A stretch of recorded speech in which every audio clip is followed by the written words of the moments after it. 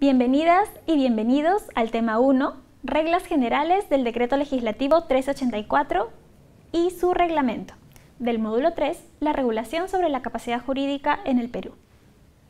Como se señaló en el módulo 2 del curso, el artículo 12 de la Convención sobre los Derechos de las Personas con Discapacidad plantea las bases para el reconocimiento de la capacidad jurídica de las personas con discapacidad.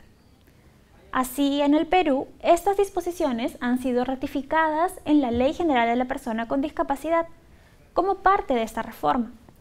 Respecto a esto, ¿qué aspectos de la capacidad jurídica conoces que se abordan en dicha ley? ¿Qué lineamientos existen para ejercer la norma y respetar la capacidad jurídica de las personas con discapacidad? Tómate 15 segundos para reflexionar. Si necesitas más tiempo, puedes pausar el video y continuar cuando estés lista o listo.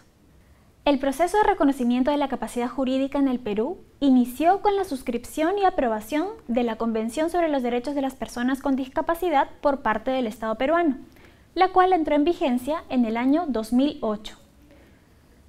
Luego, en el año 2012, esto se plasmó en el artículo 9 de la Ley 29973, Ley General de la Persona con Discapacidad, estableciendo que la persona con discapacidad tiene capacidad jurídica en todos los aspectos de la vida, en igualdad de condiciones que las demás, lo cual implica que todas las personas con discapacidad tienen capacidad para ejercer sus derechos.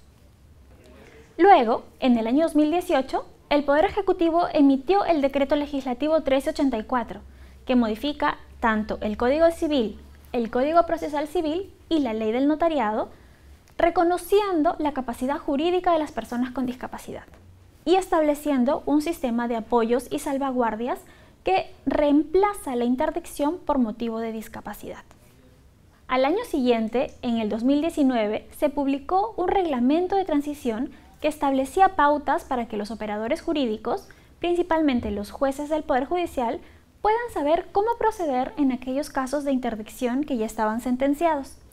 También cómo hacer en los casos que se encontraban en trámite y cómo modificar los procesos para adecuarse a las nuevas disposiciones del Decreto Legislativo 384. Finalmente, también en el año 2019, el Ministerio de la Mujer y Poblaciones Vulnerables aprobó el Decreto Supremo 006-2019-MINP, que aprueba el reglamento que regula el otorgamiento de ajustes razonables, designación de apoyos e implementación de salvaguardias para el ejercicio de la capacidad jurídica de las personas con discapacidad. Dicha norma establece parámetros para otorgar ajustes razonables y explica las vías de designación de apoyos y el procedimiento para realizarlos. Los cambios planteados en la reforma establecen reglas generales respecto a la capacidad jurídica de las personas con discapacidad. Dichas reglas son las siguientes. La primera regla la podemos denominar reconocimiento pleno de la capacidad jurídica, es decir, que se reconoce que todas las personas con discapacidad tienen plena capacidad jurídica, incluyendo aquellas con discapacidad intelectual o psicosocial y en cualquier nivel de gravedad. La segunda regla, que contempla a apoyos facultativos, establece que si la persona con discapacidad que manifiesta voluntad tiene la posibilidad de designar apoyos voluntarios para recibir la ayuda que ellos mismos decidan que necesitan.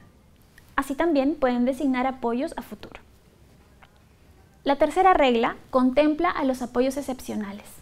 Determina que en aquellos casos en los cuales la persona con discapacidad no manifiesta voluntad, se establece un régimen de apoyos excepcionales. Así, cuando la persona necesite celebrar un acto jurídico, por ejemplo, de administración de sus bienes, la persona de apoyo podrá representarlo actuando siempre de acuerdo a la voluntad y preferencias de la persona con discapacidad.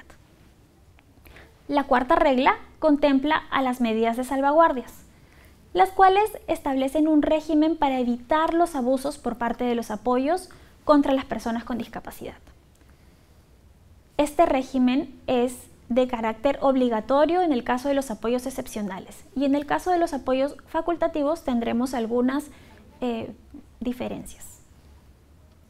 Como se ha visto, la reforma reconoce la capacidad jurídica de las personas con discapacidad, estableciendo para su ejercicio sistemas de apoyos y salvaguardias.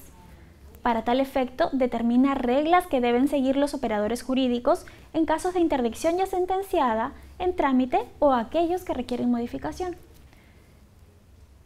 Estas reglas son las siguientes: el reconocimiento pleno de la capacidad jurídica, la existencia de apoyos facultativos y apoyos excepcionales y el establecimiento de medidas de salvaguardia. Ahora que has finalizado con el tema 1, veamos el siguiente tema para conocer con detenimiento la primera regla.